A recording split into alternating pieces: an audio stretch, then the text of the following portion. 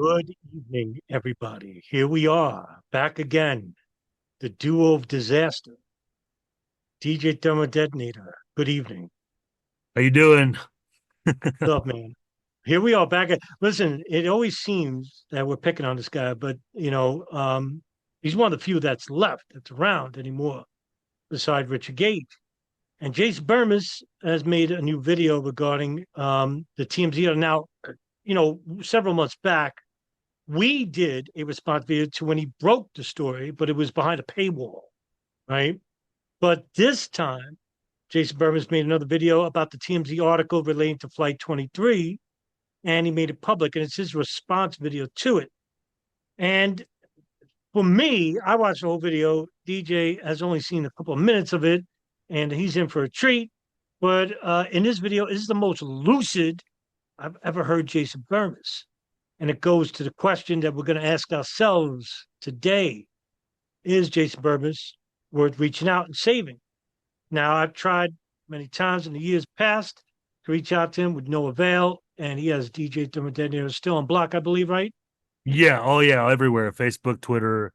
Um, can't really even comment so far on his YouTube videos either. Fuck. Well, anyway, we're going to comment on this video, and I'm not even going to wait. I'm just going to keep going right here. We're going to be up here, and I'm just going to make myself a little, we'll make ourselves a little bit bigger. This is fine right here. Here's Jason Bermas, host of Making Sense of the Madness, and we will comment when we need to. Listen up. Hey everybody, Jason Bermas here. And last year, TMZ put out a documentary film regarding Flight United 23 on Mhm. 9/11, and I covered it sparsely, but it was behind a paywall. Hold on. So, Stop. There's a Yeah, couple okay, things. okay. First of all, he's wrong. A couple of things. It was 2 years ago when the TMZ special came out. It wasn't a year ago. So yeah, it was March. That was March of 2023. And secondly, he had a response, but it wasn't behind a paywall. I have the response. It was on his YouTube. It's on his like red something. I don't know. I'm pretty sure it Oh, was. I You know what know, you're talking about. yeah, it was he was doing a side thing, but it was on. He was on YouTube, and I grabbed it and I made a little critique about it. That's Get in it up. my film on my blah, blah, blah, blah, Urban Truth 9/11 Myths Part 4, which is only available for Patreon and YouTube membership. But I covered that in a whole bunch of other slew issues. But yeah, he's even forgetting his own stuff. He doesn't. He's That's how much he doesn't really pay attention. But And anyways, not that's only that, I think it was called Red Ice Media. yes, that's it. Or not red ice, red something, red Red, elephants, red something. Not red ice. Red oh, ice is those people from right, Sweden or Switzerland, whatever. right. Red Elephants. It was something like that Yeah, right yeah, there. yeah, And also too, just a reminder, myself and DJ Torredetta had reported on Flight 23 years prior to TMZ even breaking it out. yeah, yes, yeah, So it's not a new, by the way, it's not as a groundbreaking story as people like, yeah, TMZ is a big yeah, media that I'm shocked that they covered it. But yeah, this story's been around. It yeah. has been. I just did an interview with Ed Opperman over this because like why are they releasing this again 2 years later? Well, the big ordeal is it's because it's on YouTube now. They didn't allow Mhm. it on YouTube. I grabbed a copy and had it on my one of my archives channel. Then it was taken down a few months later. Now I have it up on my Rumble. So although Burbis is doing this, just remember people watching. He should have been doing this 2 years ago. And that was the issue that I covered in my critique in my film about what he'd done. All he admitted to was just seeing the report, the reports of the TMZ program, and he hadn't even watched it himself. But he was making this whole critique about this already. Talking about it. Oh, I already covered it in my film. Um, um, Not is it Invisible Empire? Fabled Enemies. Fabled enemies. Yeah, Yeah. he was just making it, and then he was his big stink was because he saw that piece with Harvey what's his name? Harvey, Harvey, damn it. the guy who does the show, that does the Yeah, program, Harvey Levin. I think it was Levin, right? Harvey Levin. Yeah, Harvey yeah. Levin. And then being interviewed by Bill Maher. So he was so upset, like, oh, hi, Bill, hi. Remember when you were throwing 9/11 truthers out? Remember it, like, I was really covering it, but it's like, well, dude, you were part of the kook movement in the early beginning of it. So you can't expect, somebody like Bill Maher to have taken you serious, and especially now, when then you're still undecided of like whether there were hijackers, whether it's not. But apparently, from what we're going to see, right, he's changed his tune. Yeah. Anyways, continue. Fully. This investigative journalism piece that I think not only rivals anything done on a focused level on 9/11. In other words, one subject. I'll give you an example. For instance, this is as good as my compadre, my friend Dylan Avery's 7. And I think it's as important. Boring. I understand that many people are very aware of World Trade Center Building 7 and something you can show to somebody and within a Yes, yes. minute Show that nobody died. there's something wrong there, and then there's way more to get into. But United 23, which clearly in every regard, shows that we were lied to about 9/11 on a multitude of levels, illustrates the fact that there were probably more targets, that there were actually more planes, not only Oh, commercial aircraft that were involved, but the drills, okay, drills the don't mean anything. phantoms, But see, and there he goes. Stop. Yeah. I got you. I That got was the you. problem with phantoms. He was saying that's what he initially was saying 2 years ago. That Flight 93 was a phantom, like basically like made up to be thrown out there to confuse people, only for us to the 9/11 truth movement to bring about and throw it into what? I mean, like, huh? It's like, dude, you were the original propagator of no plane hitting the Pentagon, and Flight 93 being shot down, and then in on the fence or in complete denial that the two planes that hit the World Trade Center were authentically hijacked. So here he is repeating this old thing, phantom thing. There's no phantom, and then he's putting that in with the drills. Well, obviously, Jason, if you're admitting that there were going to be a lot more hijacked planes, which there were, the drills, whatever NORAD was doing, means nothing, because even if they were training for over the continental U.S., which they were not, they were training and always overseas. They were training for the classic Bojinka plot from coming of planes entering the U.S., not planes over the U.S. If that was, even if they were prepared, they wouldn't have been able to handle had there been more successful hijackings, lifted off, departed. Yeah, and also if he's going to refer to the blips that were seen on the NORAD's or the FAA screens, that's a whole different subject Yeah. itself. But he wasn't clear on this either. He wasn't very clear on this. No. Nevertheless, if he's talking about domestic hijackings, that was not on the day of 9/11. That was July of 2001, Amalgam Virgo 1 and Amalgam Virgo 2, which Bin Laden's face is on the NORAD document, the primary first page. But that wasn't Global Guardian. That wasn't Vigilant Guardian and the, other training exercise that were, like, as Nelson just said, those were for the traditional hijackings, that they weren't talking about using the planes as weapons. I mean, there was some exercises that were talking about bombs on board the planes itself, and being flown out of from another country to the United States. But they weren't talking about domestic hijackings or No. martyrdom planes at all. Yeah. Of United 23 and its parallels to United 11, especially in regards to the quote unquote luggage that was found and reported by the media, but never officially put out into the public arena by our authorities, our FBI, the 9/11 Commission, our Defense Department.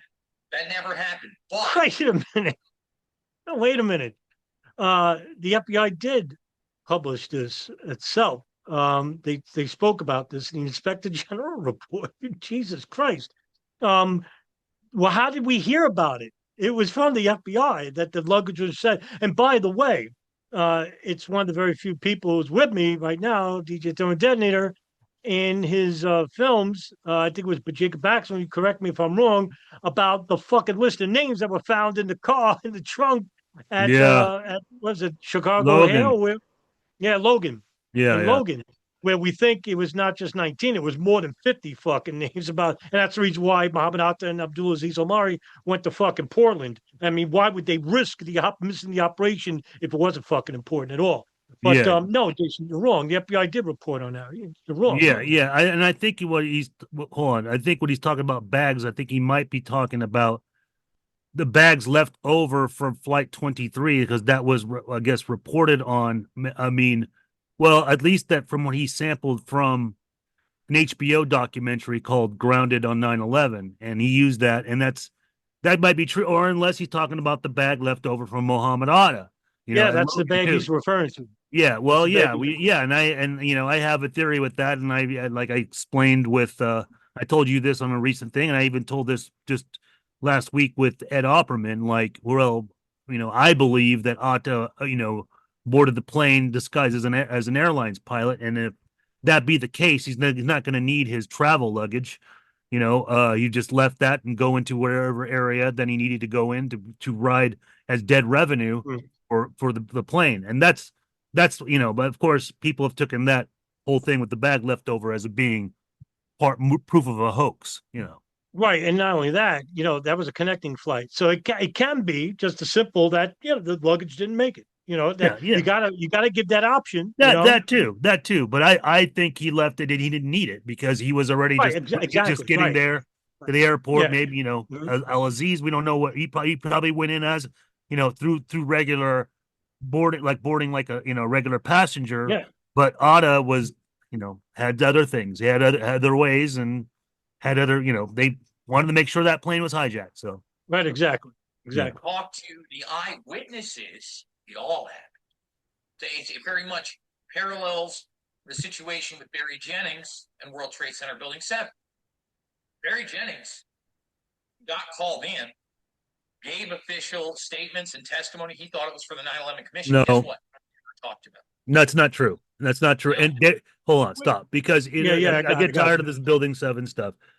Barry Jennings already said in a BBC interview that he did not believe that it was a demolition, and they completely took him out of context completely already. This has already been like debunked. I don't even believe that he was even using some testimony of anything. Yeah, he said he saw some bodies, and when he was leaving the building, or he felt like he walked over people. But point being is, Building 7, nobody died. It's like, and I know this is the tradition of 9/11 truth to focus on Building 7, but it is a lost cause. I'm sick and tired of it myself. It's a repetitive issue that's been going on for the last 24 fucking years under Richard Gage. But not only that, also too, I interviewed one of the fire chiefs who were in World Trade Center 7, Richard Rotans, and he said nothing of the sort regarding dead bodies on the ground or whatnot. I think I'll take the guy's word for it, considering he's a fire chief and he was inside the fucking building. Yeah, exactly. Play. Right. Did TMZ go a little bit light? Only in the regards that, number one, they had Bob Kerrey in there of the 9/11 Commission to kind of try to smooth things over. But, I mean, he came off as ridiculous. Okay, I can agree Then, with that. Whoa, wait a minute. All right. Say what you want about Bob Kerry, but he's the only one of three. I think him and Thompson.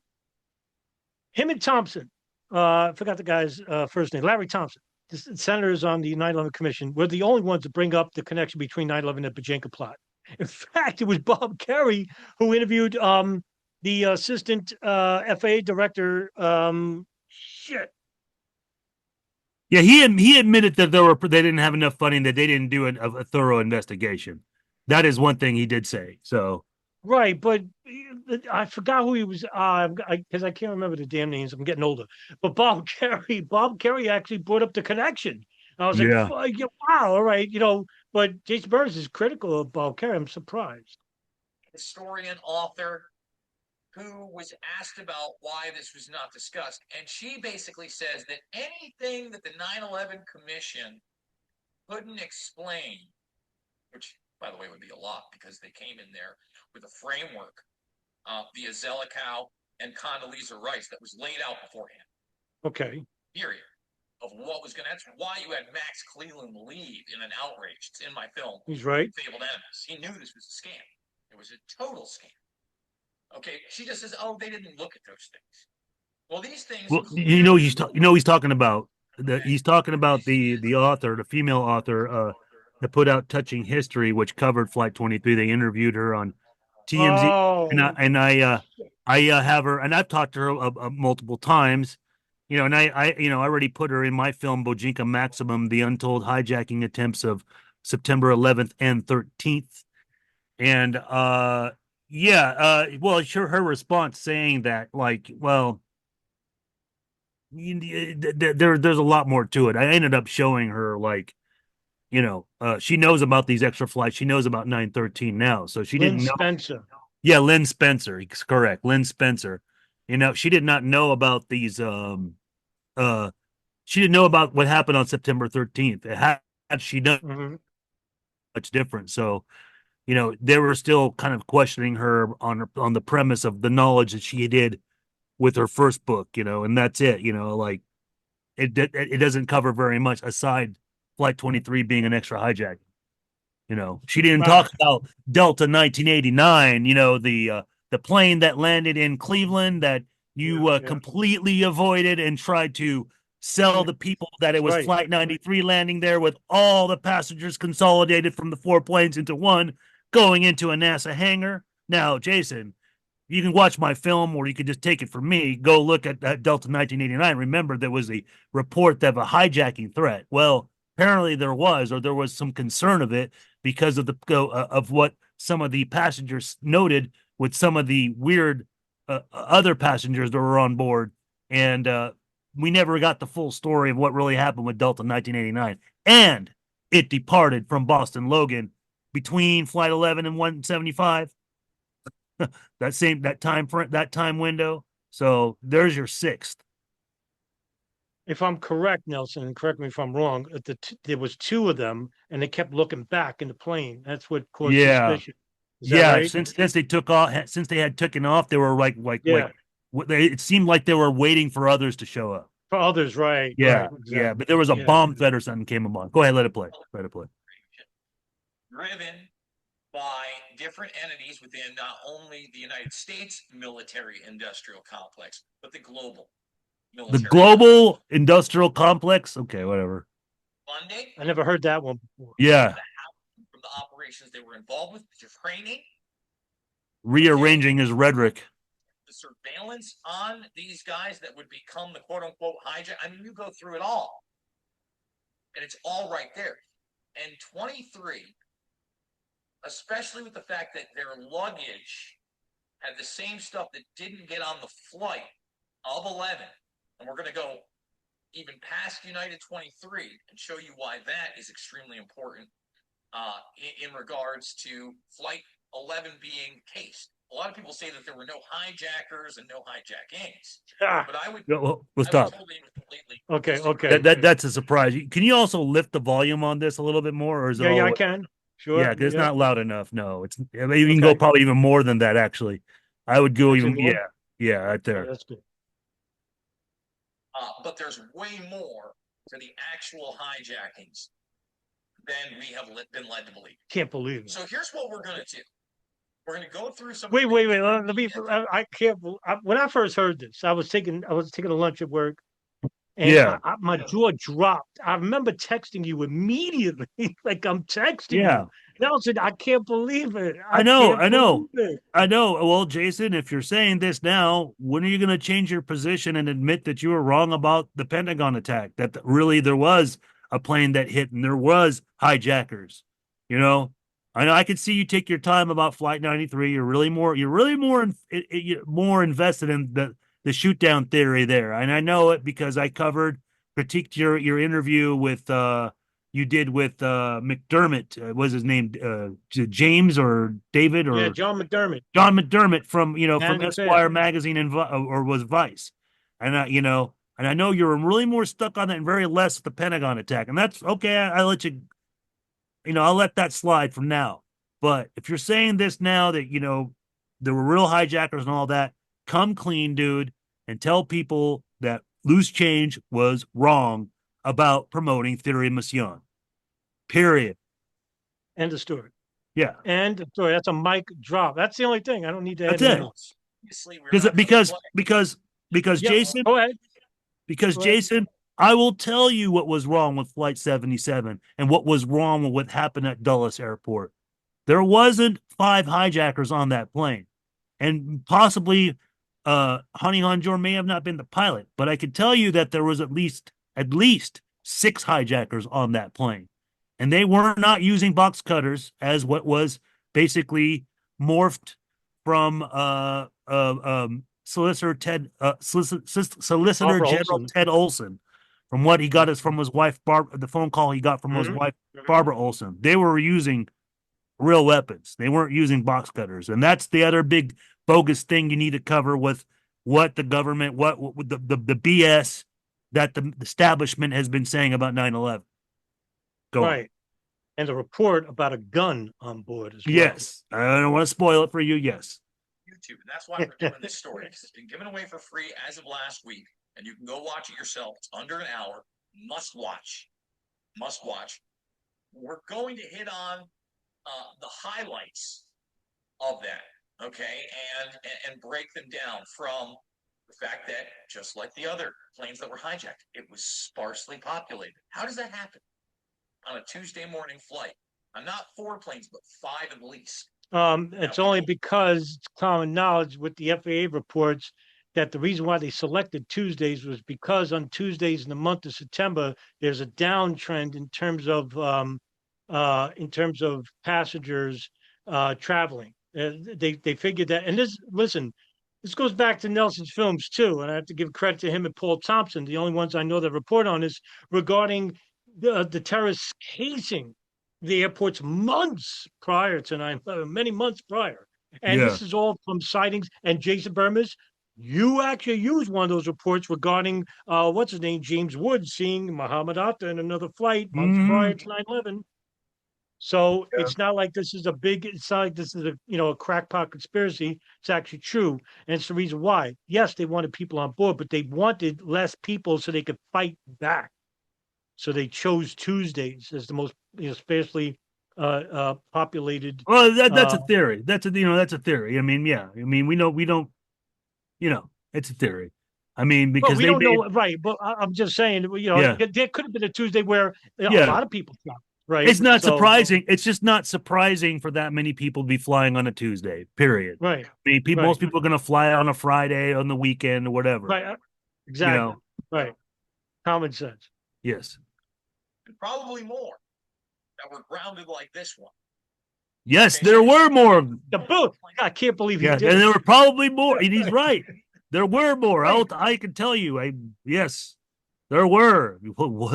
Watch my film Bojinka Maximum, or even read the new article I put out last year, TWA 3, the luckiest flight of 9/11. Nelson, I was watching this when he said that. I said, he's watching your stuff. He's watching your stuff. He might be. Maybe he has. Well, then come interview me and we'll talk about this stuff. And we'll talk about why, and we'll raise greater questions. Well, out of all the years the 9/11 truth movement existed and all the films made, why weren't people looking at these news reports after 9/11? Because we need to talk about this. Jason, we're not. Listen, I know we critique you, and when you think we're bashing you and stuff like that. We're very serious about what we do. And dude, man, you get a pass, like other than Barbara Honegger and Bolin and Gage. We have hope for you, actually. Yeah, I think.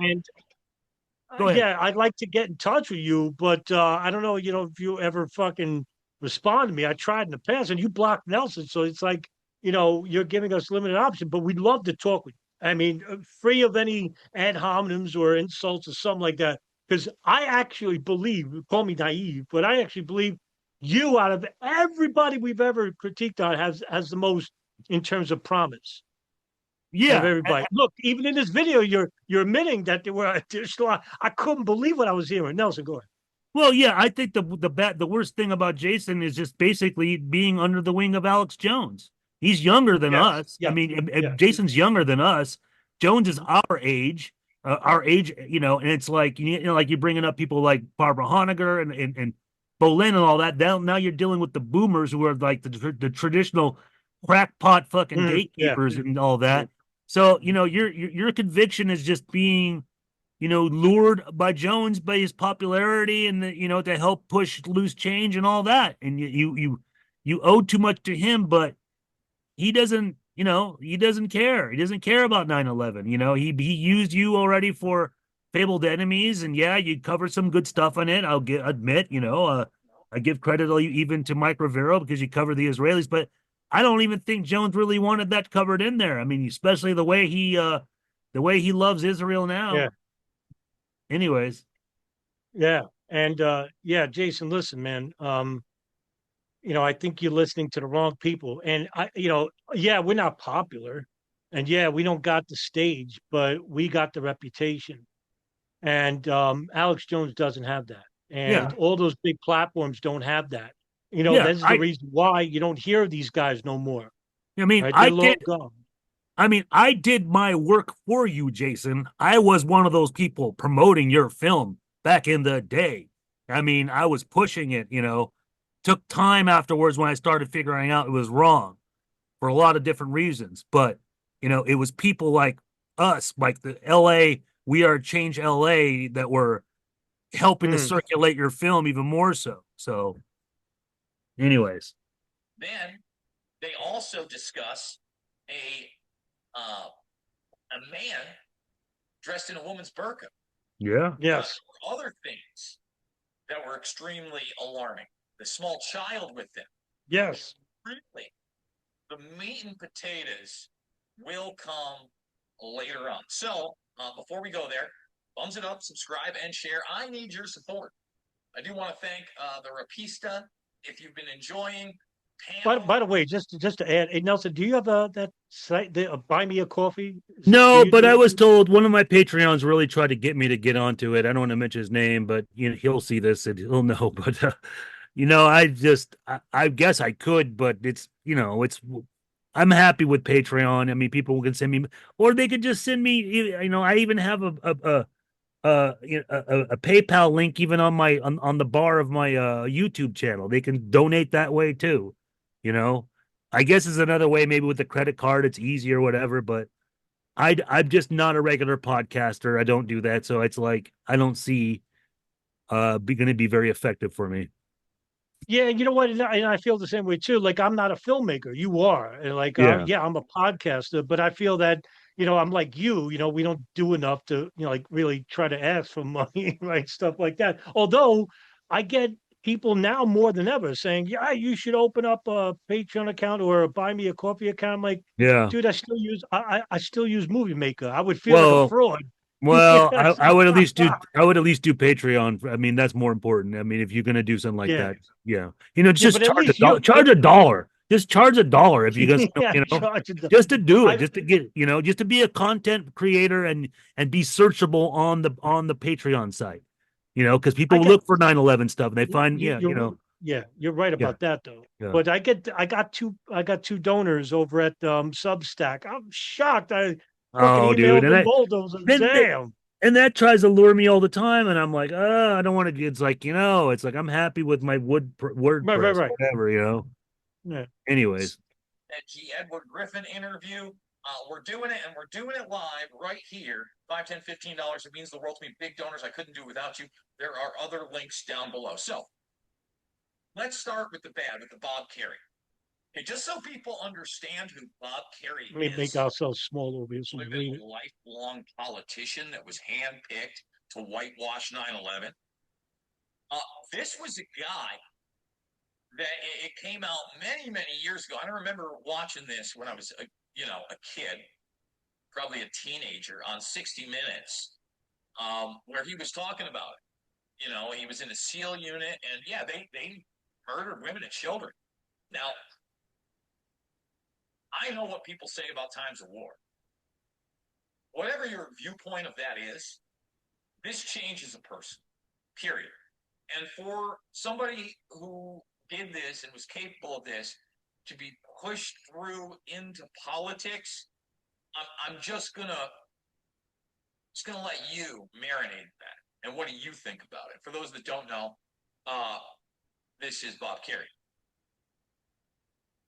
He's like the extreme for me of a compromised individual that's already done things that go beyond the pale of what a normal person could do. So their morality scale is extremely malleable. Okay, let me just stop right there because all right. If you want to say he's an immoral person, fine. You want to make that connection and say that he's part of a system that wouldn't allow for a full investigation 9/11. I got to stop you there because they don't need him, right? They don't need a nefarious individual like Bob Kerrey who's killed women and children. They weren't going to get the fucking information regardless. This is a Yeah. huge issue with me regarding the 9/11 truth movement, basically saying, "Oh, the 9/11 Commission is a fraud." No, it's not. If you read the fucking report, which I have 3 times in full, and I even do fucking chapter uploads on my YouTube channel, you basically see that a lot of the information regarding 9/11 in the 9/11 Commission is actually authentic. Now, it's not a false report. It's an incomplete report, and that is the argument of Max Cleland. That's the argument of Thomas Kane. That's the argument of Lee Hamilton, where they said that they didn't get the help that they needed because they weren't privy to information from either the CIA, the NSA, or foreign intelligence, like the Gerald Shea memorandum that never made Yeah. it. It's DIA's information. They didn't yeah, get. It was an incomplete report, Nelson. it's a huge suppression without a doubt. I mean, there's so much stuff that's suppressed as far as like, yes, we're talking about Right. the extra hijackings, but the reason why they focus on fraud is because it's the demolition claims. They say, well, but then you're at it, but then they're not thinking clearly. I'm like, you think the commission report was going to investigate that? How would they have been able to investigate that? They're the third investigation. The FBI wasn't doing that in the beginning, and that was the first investigation. The JIS wasn't doing that. They were just focusing on the actual cells and the stuff that the FBI wasn't, basically allowing to go Mess. out to the public. Yeah.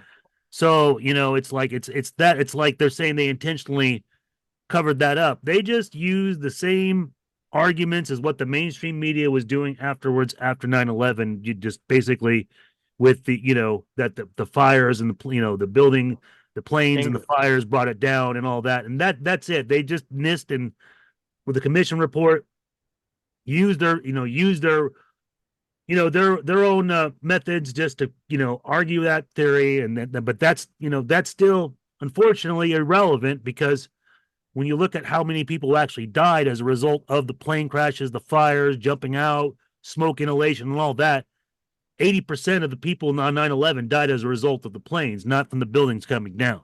That's about 20%.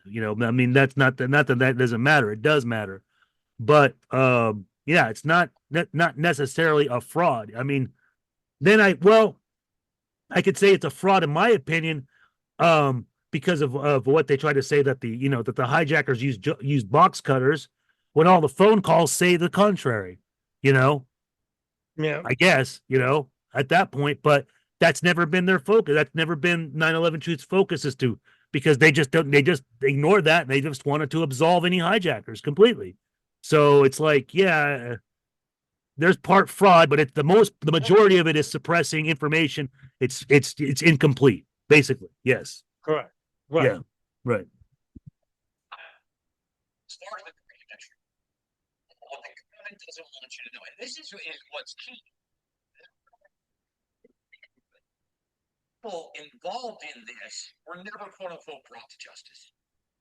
And we're gonna, like I said, play part of my documentary. We're going to show you what Rock AI has to say about United 93.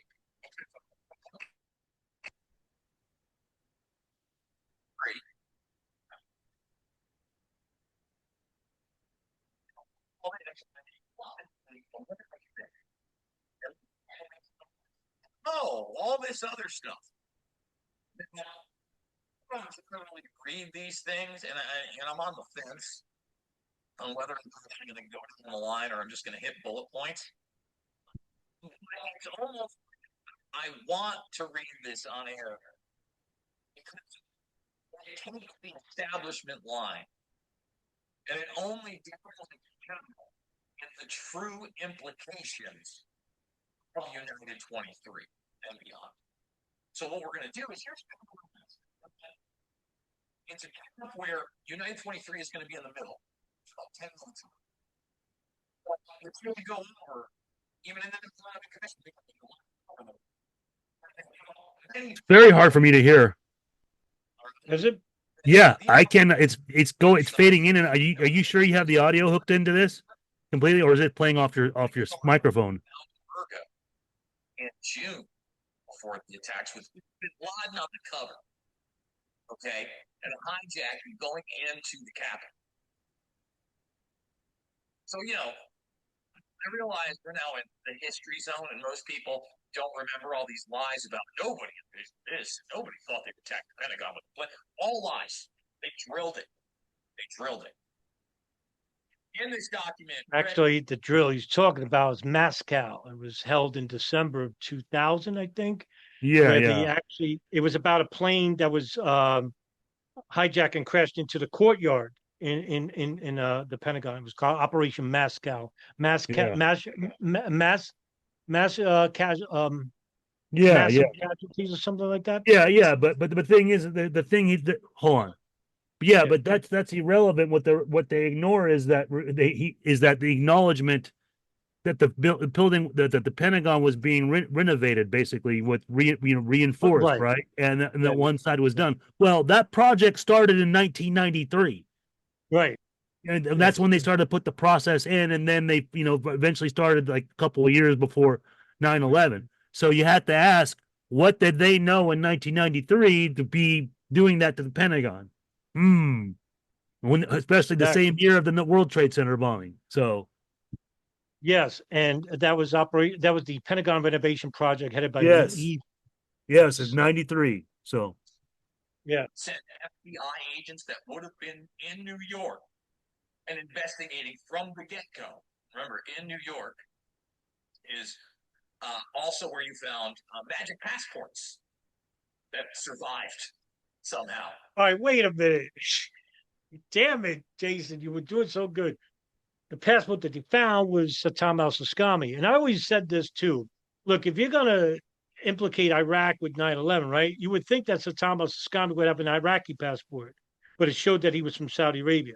And also, a passport was found in New York. Whoopie-doo. All right, yeah, it could be suspicious. It could be.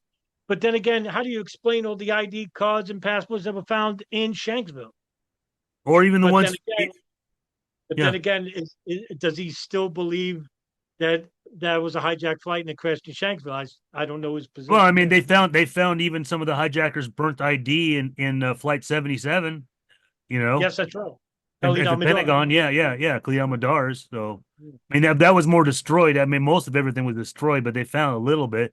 But they found like whole stuff, with the other hijackers at Shanksville, right? Yeah, sure. It's not. Yes, it's not inconceivable. Yeah, and by the way, the passport for Saddam al-Saskami was drenched in kerosene. There you go. And unless somebody was pouring kerosene and then laid it on the ground in front of full view of like thousands of people who's all downstairs, I mean, yeah. So you had them all the way on the other end of the country where no attacks happened in California, stranded there. All right, and I discussed this a little bit with Anthony Schaefer in that recent interview because I thought it was very, very important. And I even talked to him about it years and years ago because there's so many of these drills and exercises going on. Who's to say the people on United 23, when we get to the facts that came out of other people on the plane after it was totally gone. Okay, because we also talk about weapons found on other planes. Oh, Discussed in this. no. Pre-planted. So you have pre-planted weapons. Now we're talking. All those people that got arrested, that put the weapons on the planes. Well, bizarre. By the way, with those dark overlord documents, went well beyond box cutters, and it seemed like we had a gun and a gunshot. Yes, hold on, pause. I Right, can't believe it. right, and the gunshot. The person who the hijacker that was reported as far as from the phone call that used the gun and shot Daniel Lewin was Satam Al-Kambi, who had his passport found in Ground Zero, which you're now reacting suspicious to. Right. But he's getting better here. He is a little bit. I can't believe it. I can't believe it. Yeah, he's getting a little bit better here. I'm like, yeah, I forgot what he was saying right before. There was something. It was about weapons found on other planes. Yes, yeah, correct. So now you have to ask yourself, how would that have been done? Right. I have an answer for that. My man, but I'm not going to explain it right now, but I mean, yeah. Wilson, I swear to God, when he said this, I said, "Oh my God, that's how me and you met." Was like we were talking about weapons on other planes in Bajinka. That's how we met on Facebook 10 years exactly, ago. Exactly. I know. Like I couldn't believe somebody else knew about this stuff. I couldn't believe it. Yeah. So when Jim said this, I said, "Oh my God, man, he's right there. He's right there." Even the person that took those reports, all telling you were lied to about 9/11. All right. That's right. Oh, by the way, the person he's talking about regarding that report was I forgot the name of the woman. I found out later the name, but it was a draft report from American Airlines. We're talking about the gun that was used to shoot Daniel Lewin as Madeline Amy Sweeney would have been the flight attendant who said that. That's correct. That's right. That's right. Thumbs it up, subscribe, and share. We're going to show you this section of Fabled Enemies, and I encourage everybody to watch the whole thing, especially if you haven't and you're new to I agree. Stuff. I mean, this movie, to me, is one of those underrated classics that is more important today than even then, because it illustrates how much we were lied to about 9/11. One of these yes and no. First and second of 2001. Amalgam Virgo was an exercise where multiple attack scenarios would be occurring simultaneously, including attacks from cruise missiles, unmanned aerial vehicles, and hijacked aircraft. Outside the United States. Also envisioned a hijacker taking control of a commercial aircraft and slamming it into the nation's capital. The exercises would constantly be monitored by military satellites and planes. Osama bin Laden was the poster boy for this plot, appearing on the cover. Isn't it a fact, sir, that prior to September 11, 2001, NORAD had already in the works plans to simulate in an exercise a simultaneous hijacking of two planes in the United States? Colonel Scott, do you have any data on that? I'm not aware of that, sir. I was not present at the time. That was Operation Amalgam Virgo. Yes, sir. So what did happen on 9/11? By the way, where'd that information come from regarding domestic flights being hijacked by terrorists? It came from Bajinka, actually. And that information was from the Philippines lead investigator, Adolfo Mendoza, who later on went on to say that he gave that information to not just the FBI director, Louis Freeh, but also to the FAA director at the time. I think it was the acting director was Claudio Mano, I believe, but I forgot his name. But it also went to the diplomatic security services. It went to the CIA, and nobody gave it a second thought. That's where that information came from. The truth is, there's a lot more going on that day, we are being told. There were several war games and exercises being run simultaneously, involving multiple government agencies. John Fulton and a team from the CIA would be conducting a drill at 8:45 a.m. out of the National Reconnaissance Office in Chantilly, Virginia, in which a plane has crashed into a building. Their drills would literally cripple our defensive and investigative abilities on that morning. But this very interesting information, Katie, Matt, and Tom from the FBI, they had been operating a massive exercise from their hostage rescue unit. All of their top teams, about 50 personnel, helicopters, equipment, were in Monterey, California for the last 2 days, scheduled to fly back today commercially. So all of those people are out of place. It's fair to say, according to sources that we've talked to here at NBC, that the FBI rescue operations and other FBI operations are really in chaos right now because they can't reach their officials in New York. All of their phone lines are down, and now you've got all of their special experts on this stuck in Monterey, California, trying to get a military flight back because there are no longer commercial flights. So they are seriously out of pocket, and there is a real breakdown of the FBI anti-terror coordination team, which is, of course, the principal team that would lead any effort.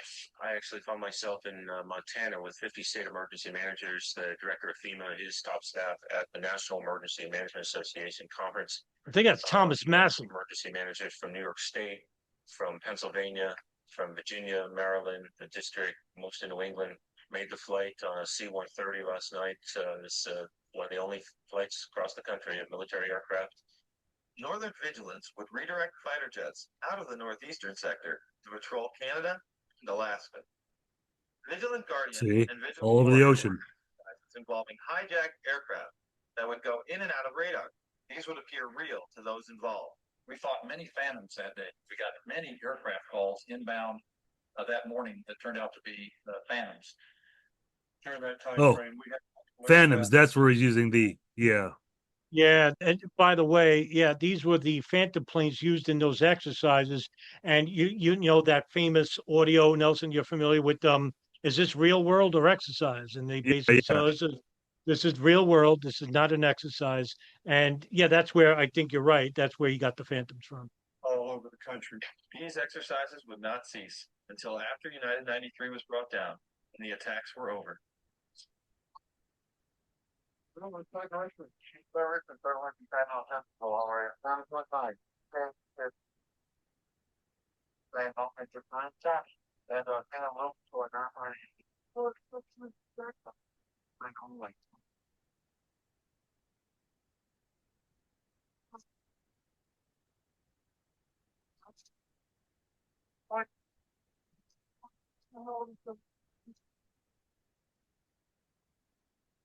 In fact, more hijackings were thought to be taking place.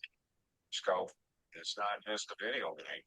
It's actually That's true. I think you're trying to keep from. But they weren't phantoms. He's getting there. Thought to have been hijacked, but almost shot down. aircraft inbound Whitehorse from Alaskan airspace was a hijacked aircraft, and the military flight crews were aware of this. Yeah, I know about that one. Intercept the aircraft. They were reporting they were responding to it late. Wait, but what'd you say, Nelson? It's the Korean flight that they thought could have been hijacked, but it landed in like up in Canada or something. But it was much later in the day. It was later. Okay. Was it any wonder that Donald Rumsfeld gave these warnings to military personnel the day after the attack? Finally, I'd like to say a word or two to the men and women in the defense establishment. Most of whom deal with classified information. When people deal with intelligence information and make it available to people who are not cleared for that classified information, the effect is to reduce the chances that the United States government has to track down and deal with the people who have perpetrated the attacks on the United States and killed so many Americans.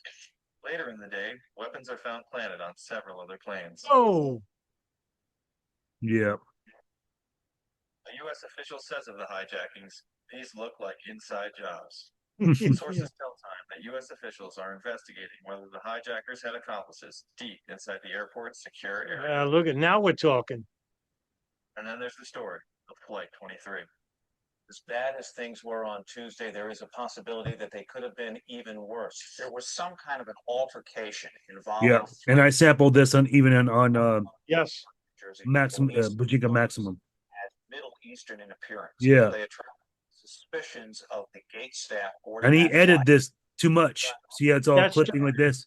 there's so much more he even explains. He even explains that there are people in the passenger that they were acting weird already. Someone else called and noticed that they were acting weird while everybody else was glued to the TVs watching the attacks. Right. There's a lot more to it that Tim Minton says Tim here. Minter. Tim Yeah, Minter. yeah. Yeah, and I'm so glad Bermas is finally coming around to this, because this is one of the conspiracies that was covered up by the government itself and the FBI. To leave Yeah. the aircraft. But here's the funny thing: Airline is that this policies. report that Jason is using here, this is happening on the morning of September 13th. They're That's already right. talking about Right. JFK. Lo and behold, shit hits the fan at JFK a few Damn hours straight. later. They're already talking about researching about this fifth plane already, and they're reporting on it. Then all of a sudden, the news is reporting, oh, now we got to shut down JFK Airport. There's attempts for more hijackings. Which Second is wave what, of attacks. yes, that's what you're missing, Jason. Keep going. By the way, one of the individuals that Nelson reports on was a guy dressed as a pilot and was related to the Bin Laden family himself. Yeah, or no, he lived in property. Yeah, yeah. Owned by the Bin Laden brother. Yeah. Dispatch emergency service team. So now you have a squad of heavily armed officers that are coming toward the airplane. And when they get there, the men have vanished. Gate staff can't find them. Matches with the type of flights, the transcontinental flights that were hijacked in the other four instances. Another disturbing fact, if indeed there was an altercation and these men felt they had a case to make and were being treated unfairly, you can't imagine they would have disappeared from the airport. They would have stayed around and pled their case with the police. It is extraordinarily unusual to have an airline, after it has boarded passengers, be so suspicious that it's going to ask these customers to get off the airplane. We got a phone call from a law enforcement officer who was on vacation, was in the United Airlines terminal at the time. As soon as he approached, they walked out of the terminal and he looked over.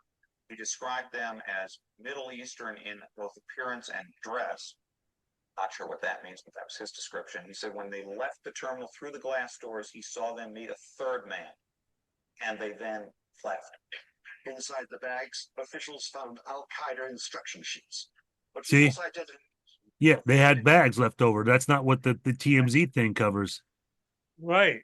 Yeah. That they might have gotten off on the plane in the that computer room or whatever that they used. Or they had help. Or they had help that's a whole new of the revelation. Yeah. Yeah, man. Coincidentally, the hijacker's identification would be found the exact same way.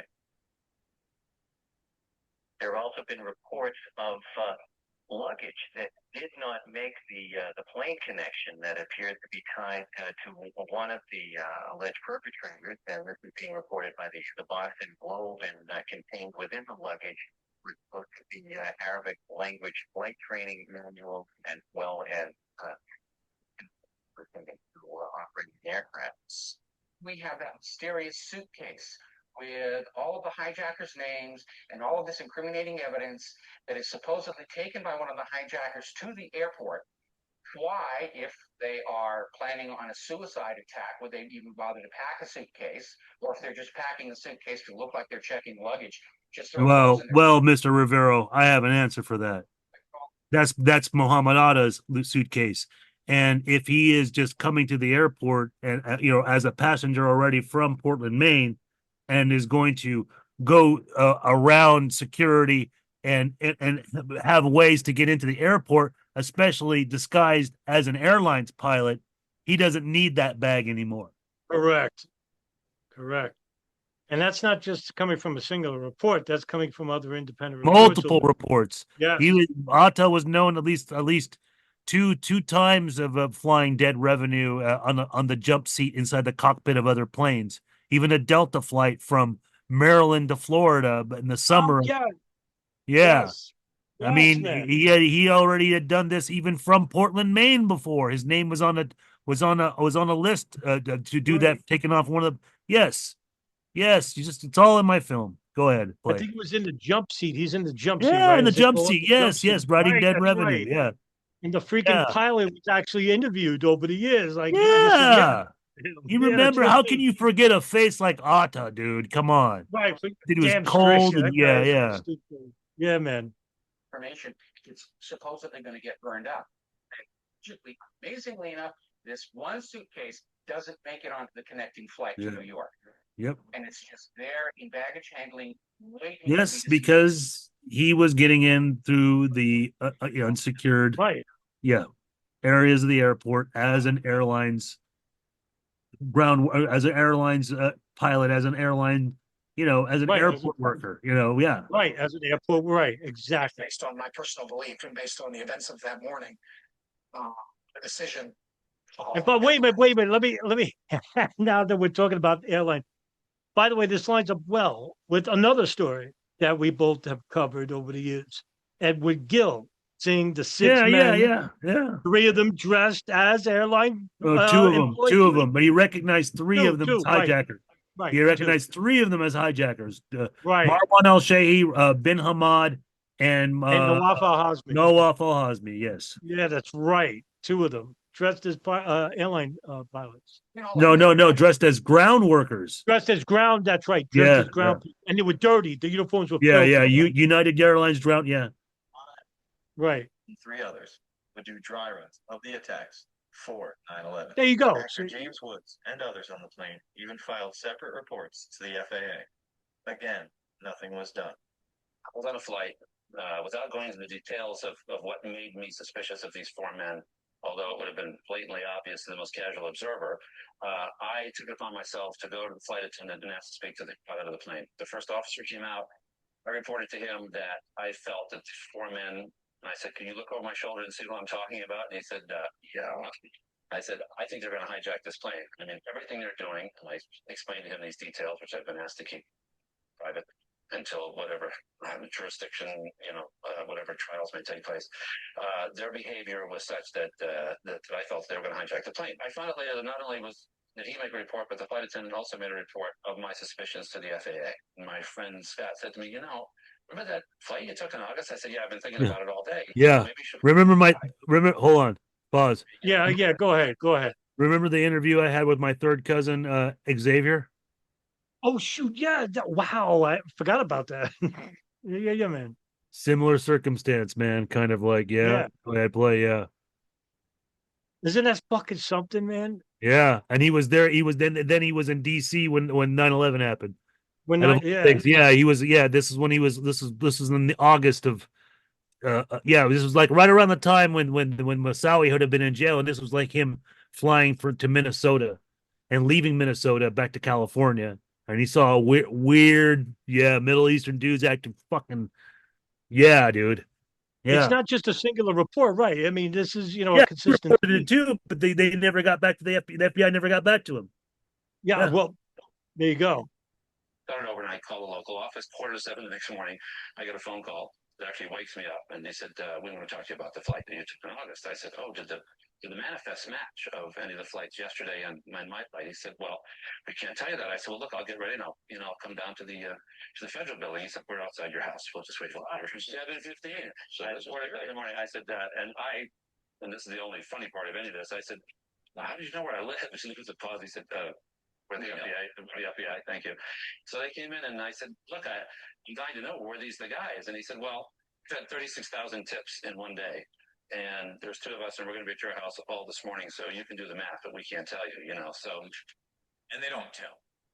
And now let's get into some of the things with United 23 in this documentary that, again, I am encouraging people to go and check out ASAP, the 5th plane. It's more than the 5th plane. I agree. Okay. It was a good documentary. Yeah. Number 1, they find weapons not on that plane, but another plane. Number 2, after this has been evacuated, okay, the captain, and by the way, they interview the captain and several of the flight attendants, one that does not want to be recognized, and they end up winning in court that this was a traumatic experience that obviously had something to do with 9/11. A spoiler alert. They see people on the plane, okay, doing God knows what after the fact that should not have been on the plane. It was them. And the hatches that are below where the electrical equipment are opened. Okay? Now think about that. That's, there are a multitude of things that could be going on there. The pilot is convinced that those people entered the plane to get the weapons off to cover it up. That would be terrible. And that's a possibility. But what if they were in there long before? In other words, they didn't go on after the plane was evacuated, because they show you how you could get on the plane. Yeah. And you question how anybody could get on the plane who's not some kind of an official. All this is going on and the plane's been evacuated, right? Well, let's say they were in there in the electrical equipment. There have been a lot of talk because of the other planes that were hijacked, the Phantoms, whether and the maneuvers, whether or not there was remote control or the planes used were the actual ones that were flown in. In other words, hijackings could have been a diversion, right? And if they're not, then why don't they pick these guys up, right? In my piece that I do, they say they never get them.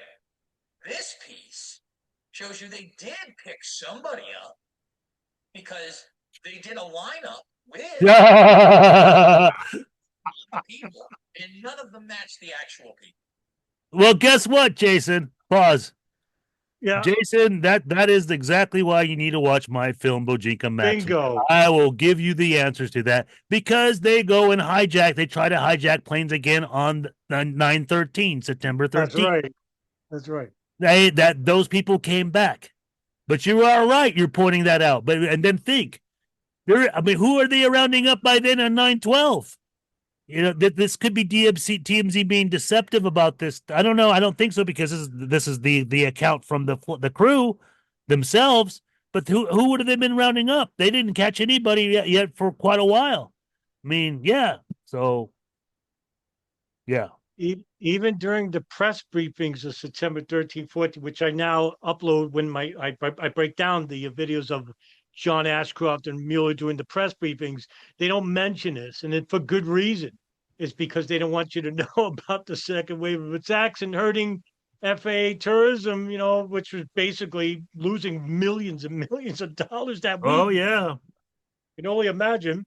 But also, too, that means that they would have to have a bigger cover up, because they already thought of the initial cover up of 19 hijackers. They already had that number well before they even published the videos, the pictures on the 27th.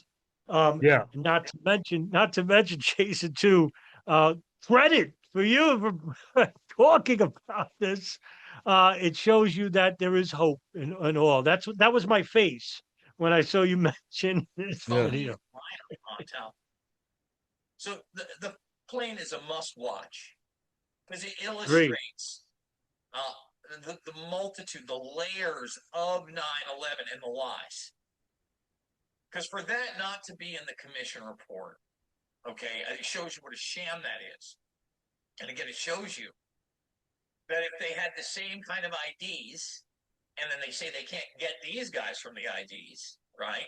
But then the other guys' IDs are what show them intel start to finish. And by the way, Monterey, California, where that exercise was going on, right? They had all these people that would normally be on the East Coast in these divisions investigating this from the beginning.